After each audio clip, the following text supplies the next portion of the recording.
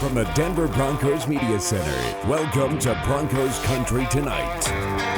Welcome to Broncos Country Tonight as we break down the Broncos winner of the Houston Texans 16-9. The Broncos moved to 1-1 on the season, but of course, a lot of the conversation today is about how the offensive output isn't quite where I think a lot of people hoped it would be.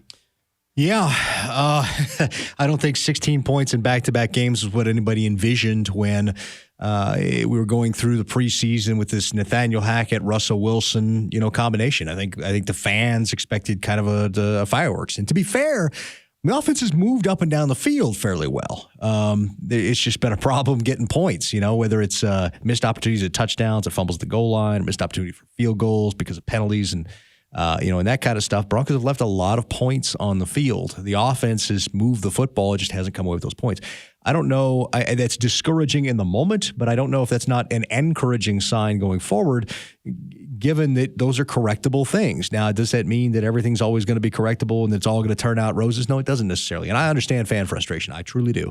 But I also understand that when you've got a bunch of people that are new doing things that are, new, it takes a while to get competent at it or even have mastery of it. And you've got a head coach who's never been a head coach, coordinators that have all never been coordinators, a quarterback who doesn't know these guys other than for a few months this summer or know this system.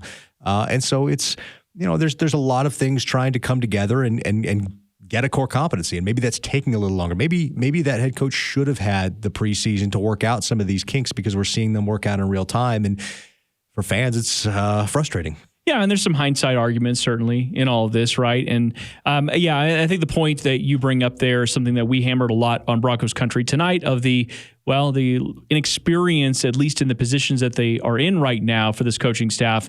What is that going to translate into early season success? And will there be some bumps? And I think we're seeing some of the bumps. We were having a conversation with a player in the locker room after the game and saying there was a lot of hype on this team. Now, the locker room is not down about the team, but make no mistake, I've spent quite a bit of time in the locker room last week, right after the game.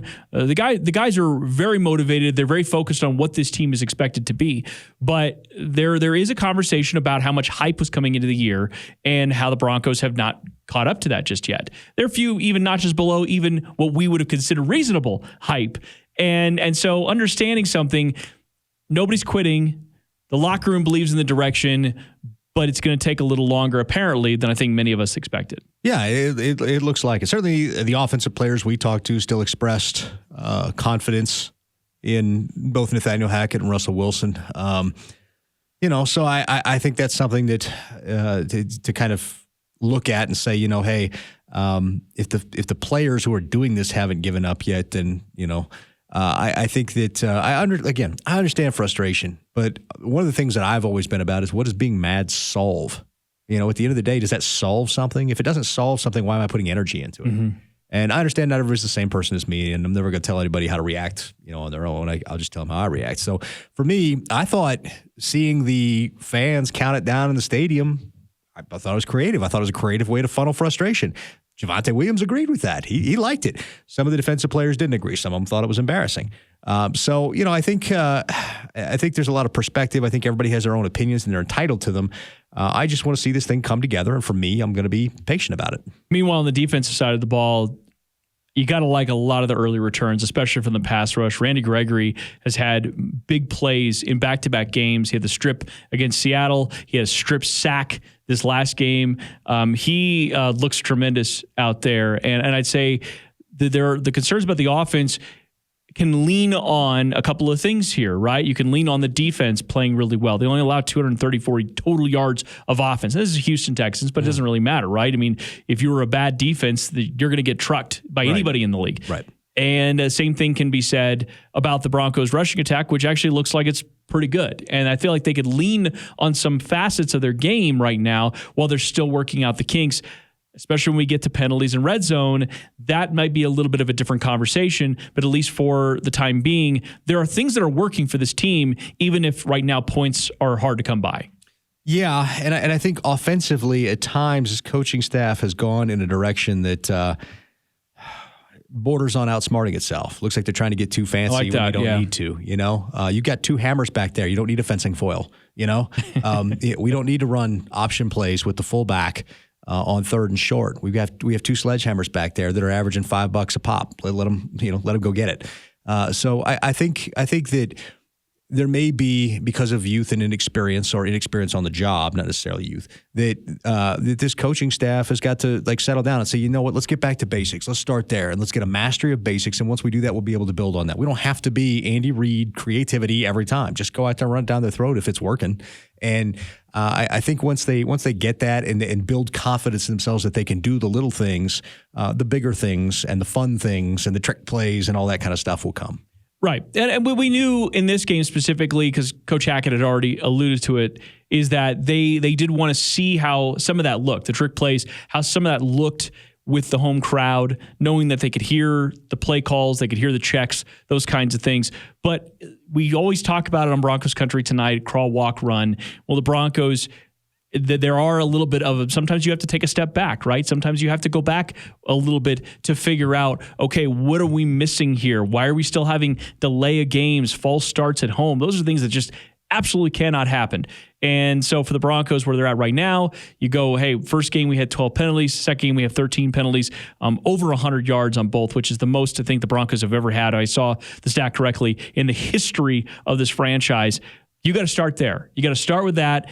And they focused on red zone, and they still went 0 for 2 during the game. So those are the two things that are both, in my opinion, very correctable, that are things you could get to right away. You talked about the being a little cute in the red zone. You're 1st and goal at the 2, and you throw it 3 straight times. Now, again, it's always hindsight, right? I mean, the first one looked like it was a touchdown from Cortland, didn't get it. You went back to the same exact play on a fade to Cortland, and the very next play did not happen. And then you felt like you were forced to throw it there, even though you probably could have run it from the 3rd and goal at the 2 and maybe seen what happened.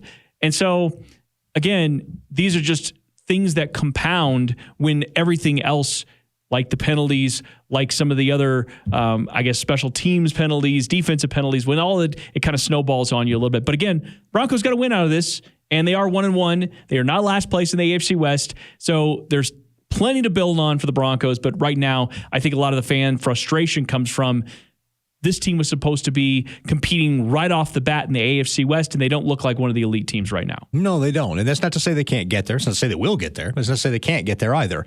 I think there's talent there. I mean, like I said, the offense has been moving the ball. If they ever turn that into points, watch out.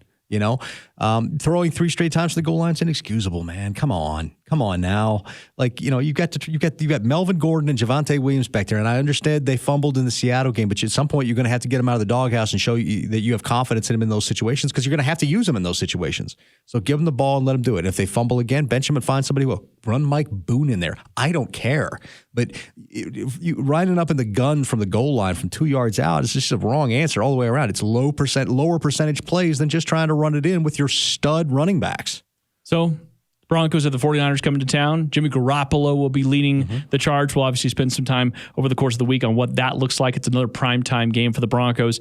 And certainly the way they're playing right now, if they don't get things cleaned up, they're going to get boat raced at home, and that's something that nobody wants to see. Another win in prime time, too. They have a chance to atone for what happened on Monday Night Football. They have a chance to wash that away from the minds of everybody that saw it, and we'll hope that they do. Definitely. All right. That does it for us here with Broncos Country Tonight. Thanks for watching. We'll be back tomorrow with another episode. Have a good night.